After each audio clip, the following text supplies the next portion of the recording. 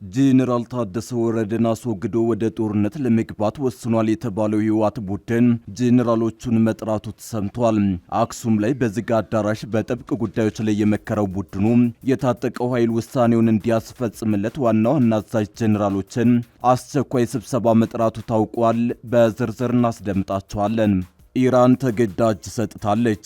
በመጨረሻም ከብዙ ድርድር በኋላ ሆርሙዝን ሙሉ በሙሉ ከፍታለች። ትራምፕ በኩላቸው ኢራን ሆርሙዝን ለመክፈት ብትወስንም እኔ ግን ሆርሙዝን ለኢራን አልከፈትኩም ሲሉ ተደምጠዋል። እንመለስበታለን። ሄዝቦላ ትጥቅ እንደማይፈታ አሳወቀ። የሄዝቦላ ከፍተኛ አመራር ቡድኑ መቼም ጭራሽ ትጥቅ እንደማይፈታ ገልጸዋል። በዝርዝር እናስደምጣችኋለን። በደቡብ ኢትዮጵያና ኦሮሚያ ክልል አዋሳኝ አካባቢ ላይ በሰላማዊ ሰዎች ላይ ጥቃት ተከፍቶ ግድያ መፈጸሙ ተሰምቷል። በደቡብ ኢትዮጵያ ክልል ኮሬ ዞን ታጣቂዎች በከፈቱት ተኩስ 2 ሰዎች ገድለው አንድ ሰው ማቁሰላቸውን ነዋሪዎችን ጠቅሶ ዶይቼ ቬለ ዘግቧል። በዝርዝር ይዘነዋል፣ ትሰሙታላችሁ። የነዳጅ ዋጋ በከፍተኛ ሁኔታ አሽቆለቆለ። የሆርሙዝ ሰርጥ ለተኩስ አቁም ስምምነቱ ቀሪ ቀናት ለሁሉም የንግድ መርከቦች ሙሉ በሙሉ ክፍት መደረጉን ኢራን ባወጀች ጥቂት ደቂቃዎች ውስጥ የነዳጅ ዋጋ በከፍተኛ ሁኔታ ወርዷል። ይህም በበርካታ የዓለም ሀገራት ዘንድ ከፍተኛ ደስታን ፈጥሯል። በጉዳዩ ላይ እናስደምጣችኋለን። አክብሮታዊ ሰላምታችን በያላችሁበት የዓለም ዳርቻ ይድረሳችሁ። የተወደዳችሁ የአንድ አፍታ ሚዲያ ቤተሰቦች ከአንድ አፍታ ለአሁኑ መደመጥ አለባቸው ያልናቸውን ዜናዎች ወደ እናንተ የምናደርስበት ሰዓት ላይ ተገኝተናል። አብራችሁን ትቆዩ ዘንድ ግብዣችን ነው።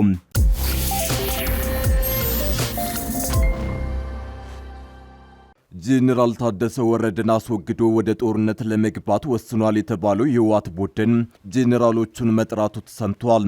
አክሱም ላይ በዝግ አዳራሽ በጥብቅ ጉዳዮች ላይ የመከረው ቡድኑ የታጠቀው ኃይል ውሳኔውን እንዲያስፈጽምለት ዋና አዛዥ ጄኔራሎችን አስቸኳይ ስብሰባ ጠርቷል። ያሉበት አቅጣጫ በአፋጣኝ አክሱም የተጠሩት ጄኔራሎቹ 2 ዋና ቁልፍ ትዕዛዞችን ሊቀበሉ እንደሚችሉ እየተጠቆመ ነው። እነሱም ስልጣናቸውን ከ4 ኪሎ አራዝመው ወደ መቀሌ የተመለሱትን ጄኔራል ታደሰ ወረደን የማስወገድና አይቀሬ ነው ለተባለው ጦርነት ኃይላቸውን ማዘጋጀት ናቸው ተብሏል። ህወሓት አክሱም ላይ ባደረገው ስብሰባ አሻፈረኝ ያሉትን ጄኔራል ታደሰ ወረደን በኃይል ከስልጣን ለማስወገድና ከፌዴራል መንግስት ጋር ጦርነት ለመግጠም ነው ተብሏል። እነ ደብረጽዮን ገብረ ሚካኤል የሚመራው የህወሓት ቡድን ከሻቢያ ጋር የፈጠረውን ጽምዶ ተጠቅሞ በመጪው ክረምት ጦርነት ለመክፈት ዝግጅት አድርጓል እየተባለ ነው። የጄኔራል ታደሰ ወረደን ከጨዋታ ውጭ መሆን አስቀድሞ የተገለጸ ሲሆን የጦርነት ወጃ ውሳኔው በትግራይ ክልል እጅግ ከፍተኛ ስጋት ፈጥሯል። ከጄኔራል ታደሰ ወረደ መወገድ በኋላ በደብረጽዮን ገብረ ሚካኤል ክልሉን በፕሬዝዳንትነት እንዲመራ ማዕከላዊ ኮሚቴ ውሳኔ አሳልፏል። ህወሓት በመቀሌው ስብሰባ ያሳለፈውን ውሳኔ ማስፈጸሚያ መመሪያ ለመስጠት የጠራቸው ጄኔራሎች ጽምዶን የሚደግፉ ናቸው ተብሏል። ቡድኑ ወደ ጦርነት ላይ መግባት በአብላጫ ድምፅ ውሳኔ አሳልፏል የተባለው ከሻቢያ በተጨማሪ ከሌሎች የውጭና ውስጥ ታጣቂ ኃይሎች የትብብር መስመር መዘርጋቱን ከገመገመ በኋላ መሆኑ ተጠቁሟል። ቡድኑ ዋና አጋር አድርጎ የተነሳው ሻቢያና የፋኖ ኃይሎችን መሆኑን የሚያመላክቱ መረጃዎች በስፋት እየተሰራጩ ነው። ህወሓትና ሻቢያ አደባባይ የወጣ ግንኙነት ያላቸው መሆኑ የሚታወቅ ቢሆንም በአማራ ክልል መንግስትን ከሚዋጉት የፋኖ ኃይሎች ጋር ግን ስላለው ግንኙነት በውል የሚታወቅ ነገር የለም።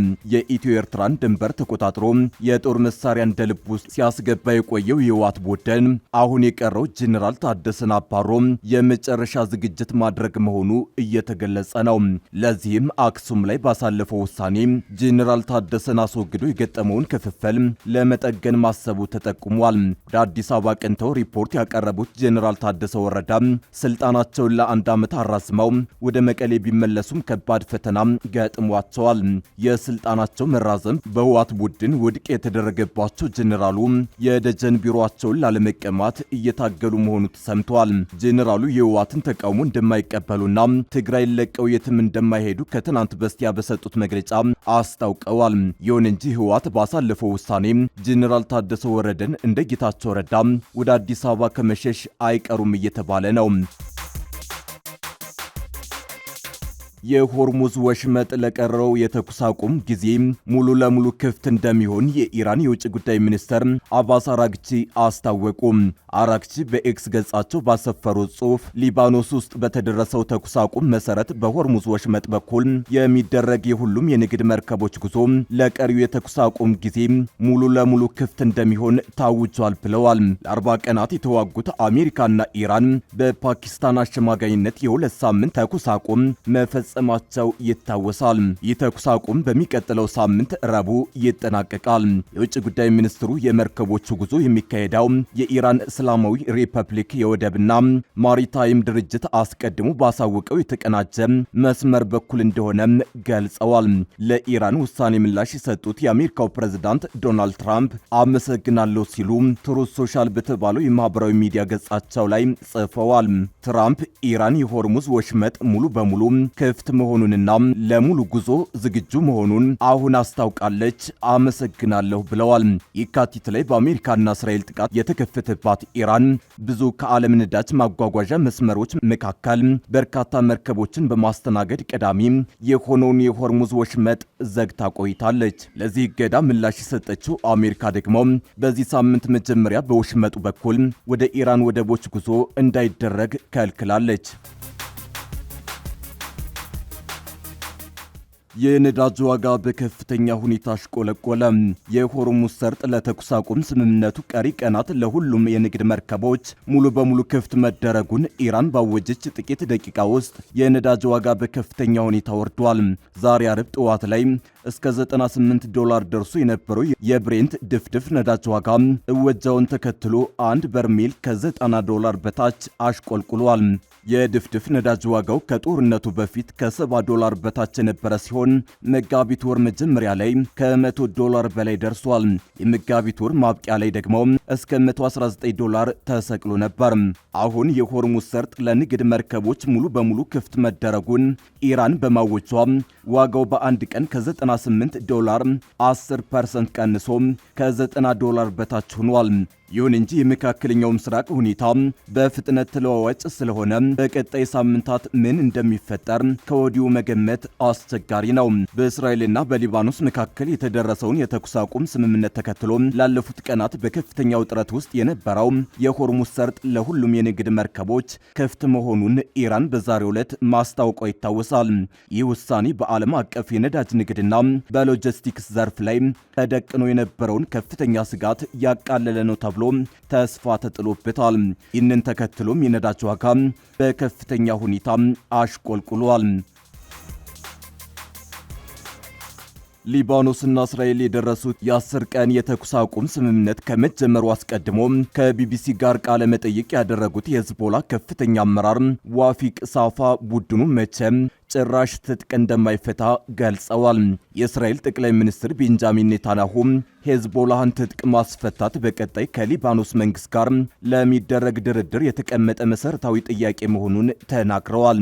ስለ ትጥቅ መፍታት የተጠየቁት ሳፋ ግን ተገቢ ተኩስ አቁም ትክክለኛ የሆነ እስከሚደረስ አይደረግም ብለዋል።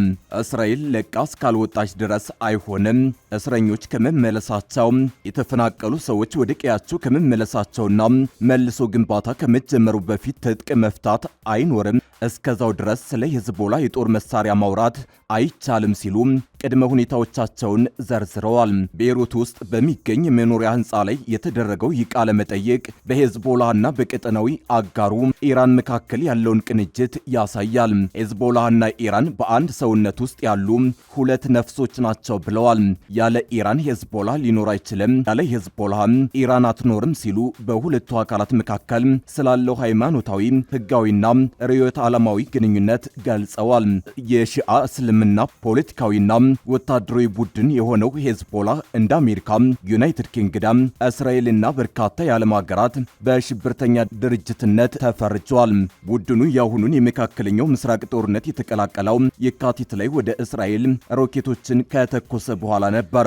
ሂዝቦላ ይህንን ጥቃት የፈጸመው በኢራን ጠቅላይ መሪ ላይ ለተፈጸመው ግድያ እንዲሁም ከህዳር 2016 ዓ.ም አንስቶ እስራኤል እስራኤል በየቀኑ በሚባል ደረጃ ሊባኖስ ላይ ስትፈጽም ለነበረው ጥቃት በአጸፋ ምላሽነት መሆኑን ገልጿል። እስራኤልም ከፍተኛ የአየር ጥቃቶችን በመፈጸምና ደቡብ ሊባኖስን በእግረኛ ወታደሮች በመውረር ምላሽ ሰጥታለች። ሄዝቦላ ትጥቅ እስከሚፈታ ድረስ ይህንን ዘመቻ እንደምትቀጥል ተናግራለች። ሄዝቦላ ቅድሚያ የሚሰጠው ለሊባኖስ ጥቅም ወይም ለኢራን የሚል ጥያቄ ቀረበላቸው ሳፋ ያለምንም ጥርጥር ሄዝቦላ የሚመለከተው የሊባኖስን ጥቅም ነው ብለዋል።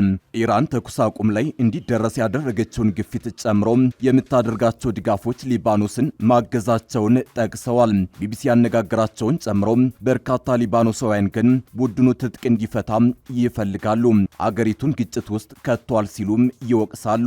ሄዝቦላ ትጥቅ ለመፍታት ፈቃደኛ ባለመሆኑና ሰፋ ያለ ቅድመ ሁኔታዎችን በማስቀመጡ እንዲሁም እስራኤል የደህንነት ጥያቄዎቿን አጥብቃ በመያዟ በሊባኖስ ተግባራዊ የሚሆነው ማንኛውም ተኩስ አቁም ለረጅም ጊዜ የሚቆየውን ግጭት ለጊዜው ከመግታት ያለፈ ጥቅም ላይኖረው ይችላል እየተባለ ነው። በደቡብ ኢትዮጵያና ኦሮሚያ ክልል አዋሳኝ አካባቢዎች ላይ ሰላማዊ ሰዎች ላይ ጥቃት ተከፍቶ ግድያ መፈጸሙ ተሰማ። በደቡብ ኢትዮጵያ ክልል ኮሬ ዞን ታጣቂዎች በከፈቱት ተኩስ 2 ሰዎች ገድለው አንድ ሰው ማቁሰላቸውን ነዋሪዎችን ጠቅሶ ደቼ ቬለ ዘግቧል። ነዋሪዎቹ ለዜና ምንጩ እንዳሉት ታጣቂዎቹ ግድያውን የፈጸሙት ትናንት ከቀትር በኋላ ከገበያ እየተመለሱ በነበሩ አርሶ አደሮች ላይ በከፈቱት የተኩስ ሩምታ ነው። ታጣቂዎቹ ጥቃቱን ያደረሱት በደቡብ ኢትዮጵያ ክልል ዘልቀው በመግባት በኮሬ ዞን ጎርጋ ወረዳ ጀሎ በተባለ ቀበሌ ውስጥ መሆኑን ዘገባው አመላክቷል። ታጣቂዎቹ 2 ሰዎችን ገድለው አንድ ሰው ማቁሰላቸውን ከሟቾቹ የአንደኛው ወንድም አቶ እንዳልካቸው በርቁነህ ለዶቼ ቬለ ገልጸዋል። ታጣቂዎቹ በሰላማዊ አርሶ አደሮች ላይ ጥቃት የፈጸሙት ያለ ምንም ምክንያት ነው ያሉት የተጎጂ ቤተሰቦች ተመሳሳይ ግድያ እየተደጋገመ ነው ብለዋል። ዶቼ ቬለ ጥቃቱን አስመልክቶ ያነጋገራቸው የጎርካ ወረዳ ሰላምና ጸጥታ ጽሕፈት ቤት ኃላፊ አቶ ኤልያስ ይልማ ጥቃቱ አድራሾቹ ከኦሮሚያ ክልል ምዕራብ ጉጂ ዞን ተሻግረው የመጡና ሸኔ የተባሉ ታጣቂዎች ናቸው ብለዋል። ታጣቂ ቡድኑ ከዚህ ቀደም በተደጋጋሚ ወደ ደቡብ ኢትዮጵያ ክልል ኮሬ ዞን ታጣቂዎችን በአካባቢው ነዋሪዎች ላይ ተደጋጋሚ ጥቃቶችን መፈጸሙ ይታወሳል። ታጣቂ ቡድኑ ወደ ደቡብ ኢትዮጵያ ክልል ዘልቆ በመግባት ጥቃት መፈጸሙን ተከትሎ በኦሮሚያ አዋሳኝ አካባቢዎች የሚኖሩ ዜጎች ስጋት እንዲገቡ አድርጓቸዋል። ከዚህ ቀደም የተፈጸሙ ግድያዎችን ተከትሎ መንግስት በአካባቢው የጸጥታ ኃይል እንዲያሰማራ ጥያቄ ሲቀርብ ነበር። የአካባቢው ማህበረሰብ ራሱን ለመከላከል የሚያስችል የተደራጀ አስቻይ ሁኔታ እንደሌለ እየተገለጸ ነው። አሁንም ተመሳሳይ ጥቃት ላለመፈጸሙ ዋስትና እንደሌላቸው የሚገልጹት ነዋሪዎች ታጣቂዎቹ የሚንቀሳቀሱባቸው አዋሳኝ አካባቢዎች ላይ ጥበቃ እንዲደረግ ጠይቀዋል።